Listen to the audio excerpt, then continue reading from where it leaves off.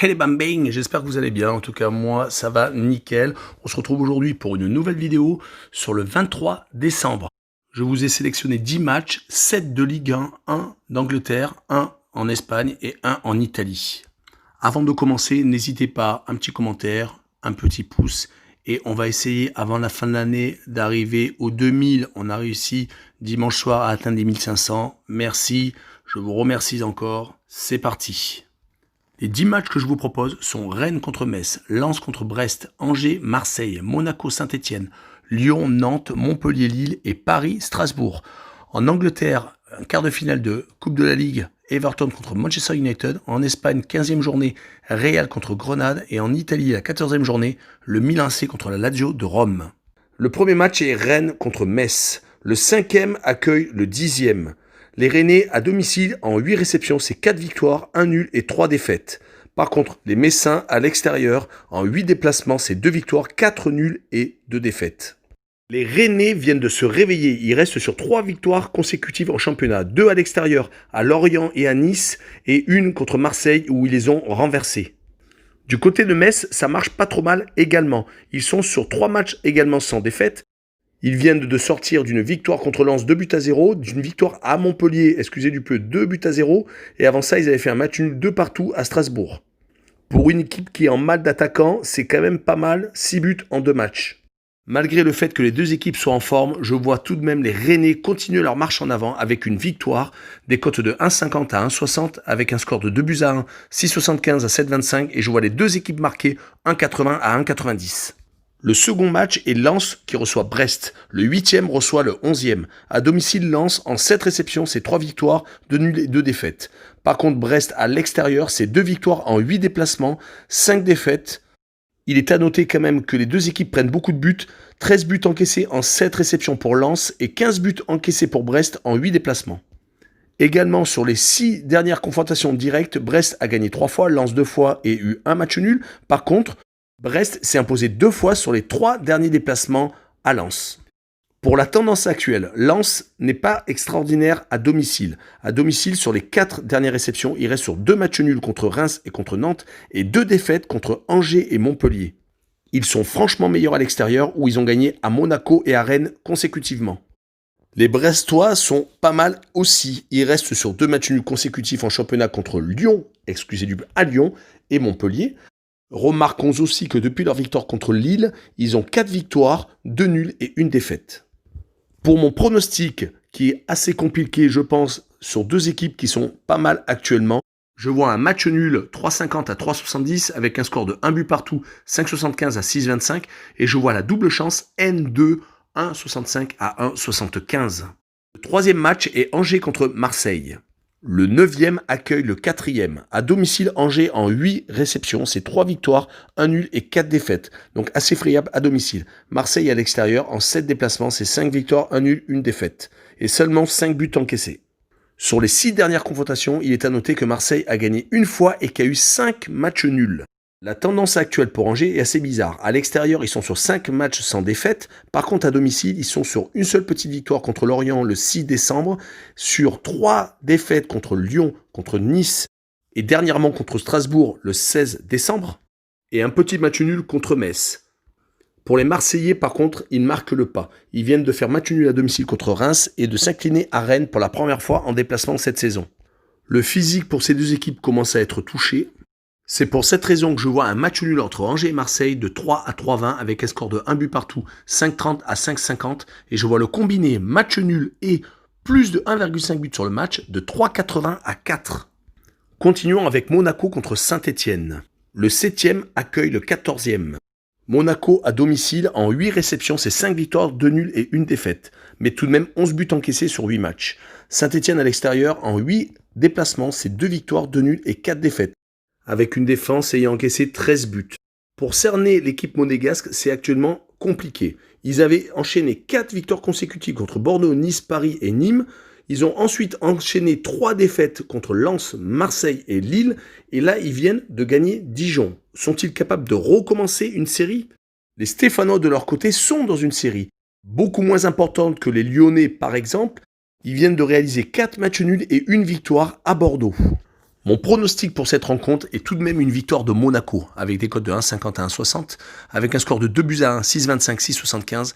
Et je vois Monaco avec plus de 1,5 buts chez lui, avec des cotes de 1,45 à 1,55. Continuons avec Lyon contre Nantes. Les Lyonnais second accueillent les Nantais 15e. À domicile, les Lyonnais en 7 réceptions, c'est 4 victoires, 3 nuls et 0 défaites. 6 buts encaissés en 7 matchs. Par contre, les Nantais à l'extérieur, c'est une seule petite victoire en 8 déplacements. Et tout de même, 13 buts encaissés. Notons que sur les 2 derniers déplacements de Nantes à Lyon, il y a eu une victoire l'année dernière et un match nul en 2018. Mais la série lyonnaise est assez impressionnante. À part leur défaite lors de la première journée contre Montpellier, ils ne perdent plus. Ils viennent de battre Nice 4 buts à 1 chez eux.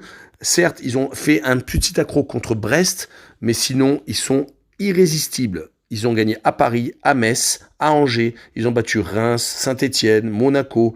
C'est vrai que c'est vraiment impressionnant.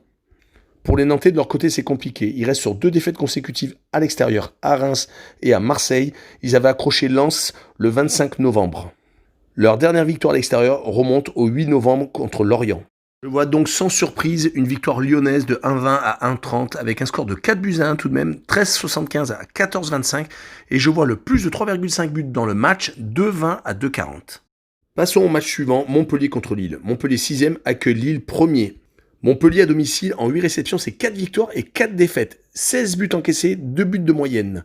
Lille à l'extérieur, c'est qu'une seule petite défaite en 7 déplacements, 3 victoires et 3 nuls et que 6 buts encaissés seulement. Les Montpelliérains, donc à domicile, c'est assez friable. Ils viennent de s'incliner contre Metz 2 buts à 0. Avant ça, ils avaient perdu contre Paris. Même si à l'extérieur, ils sont exceptionnels. De leur côté, les Lillois n'ont perdu qu'un seul match à Brest. Sinon, actuellement, ils restent sur un match nul contre Paris. Et sur une victoire à Dijon 2 buts à 0. Je les vois continuer à rester dans le haut du tableau avec une victoire à Montpellier de 2 à 2,20 avec un score de 2 buts à 1, 7,75 à 8,25. Et je vois le combiné Lille vainqueur et plus de 2,5 buts dans le match, 3,40 à 3,60. Finissons cette vidéo avec Paris qui accueille Strasbourg. Le 3e accueille le 16e. Paris à domicile, en 8 réceptions, c'est 5 victoires, 1 nul de défaite. Un des plus mauvais bilans à domicile depuis l'ère Qatari. À l'extérieur, Strasbourg, c'est 3 victoires et 5 défaites en 8 déplacements. Ils ont encaissé tout de même 14 buts. Il est à noter que Paris, quand ils reçoivent des équipes de bas de tableau, ils ont tendance à gagner sans prendre de but. Mais là, actuellement, il leur manque beaucoup de joueurs. Ils ont encore eu 3 blessés lors du dernier match contre Lille. Kipembe, Kurzawa et Florenzi. Combiné à la blessure de Neymar et au fait que Mbappé soit plus ou moins valide et finisse seulement les matchs, cela va être compliqué. De son côté, Strasbourg a tendance à s'imposer à l'extérieur. Il reste sur 2 victoires consécutives à Angers et à Nantes. Je vois tout de même une victoire de Paris, courte, certes, de 1,15 à 1,25, mais sur un score de 2 buts à 1, 6,75 à 7,25. Et je vois Paris marquer moins de 2,5 buts à domicile, 1,65 à 1,75. Passons à la Coupe de la Ligue en Angleterre, c'est les quarts de finale, Everton contre Manchester United. Everton actuellement c'est pas mal, sur les 4 derniers matchs en championnat, ils ont gagné Arsenal, Leicester et Chelsea, excusez du peu. De son côté, Manchester United également c'est pas mal, ils viennent d'étrier Leeds United, c'est le cas de dire 6 buts à 2, ils ont gagné à Sheffield 3 buts à 2 et avaient fait match nul dans le derby contre Manchester City. Je ne sais pas quel effectif sera présent sur la pelouse, mais je vois quand même Manchester United ne pas laisser un titre qui est largement à sa portée. Donc je vois une victoire de 1,80 à 1,90 avec un score de 2 buts à 1 pour Manchester United, 7,25, 7,75 et plus de 2,5 buts sur le match, 1,55 à 1,65. Passons à l'Espagne, le Real de Madrid accueille Grenade pour la 15e journée. Le second accueille le 6e. Le Real de Madrid à domicile, c'est 4 victoires en 6 réceptions et quand même 2 défaites. Grenade à l'extérieur, c'est 2 victoires sur 6 matchs et 1 nul et 3 défaites, avec quand même 12 buts encaissés en 6 matchs, donc 2 buts de moyenne. Le Real de Madrid actuellement est redevenu une équipe très compliquée à jouer. Ils ont battu Eibar 3 buts à 1 le week-end qui vient de s'écouler. Ils avaient battu avant ça l'Atlético de Bilbao, l'Atlético de Madrid, Mönchengladbach et Séville. Il est également à noter que Grenade n'est pas en reste. Ils viennent de gagner 3 fois consécutivement, toutes compétitions confondues, donc Coupe d'Espagne confondue. Ils ont battu Betis, ils ont battu Pamplonne et Elche. Mais je vois tout de même le Real s'imposer avec des cotes de 1,20 à 1,30 sur un score de 2 buts à 0, 5,75 à 6,25. Et je vois le Real gagner sans encaisser de but de 2 à 2,10. Passons à l'Italie, à la 14e journée, le Milan AC contre la Lazio de Rome. Le premier accueille le 8e. À domicile, le Milan, ils sont invaincus. 3 victoires, 3 nuls en 6 matchs. Avec la Lazio, par contre, c'est 6 déplacements, 4 victoires, 1 nul, 1 défaite. Le Milan AC est en train de rattraper son lustre d'antan sous l'ère Berlusconi. Ils viennent de s'imposer à Sassuolo et sont invaincus depuis leur match contre Lille, donc le 5 novembre. Malgré le fait qu'ils ne perdent jamais, ils font tout de même quand même certains matchs nuls à domicile contre des équipes d'une renommée moins importante que par exemple l'Inter de Milan. Là, ils ont fait match nul contre Parme et contre le Hellas Vérone dans les 3 derniers matchs de championnat. Du côté de la Lazio, enfin une victoire à domicile contre Naples, car la dernière remontait contre Bologne lors de la 5e journée. Ils sont beaucoup plus à l'aise à l'extérieur, où la Spezia, Crotone, voire le Torino en ont subi les conséquences. Pour ce match, je vois quand même une victoire du Milan AC de 2 à 2,10 avec une victoire 2-1, 7,25, 7,75 et je vois le plus de 2,5 buts sur le match, 1,50 à 1,60. Voilà, je vous remercie d'avoir regardé cette vidéo. On en a fini avec ce 23 décembre.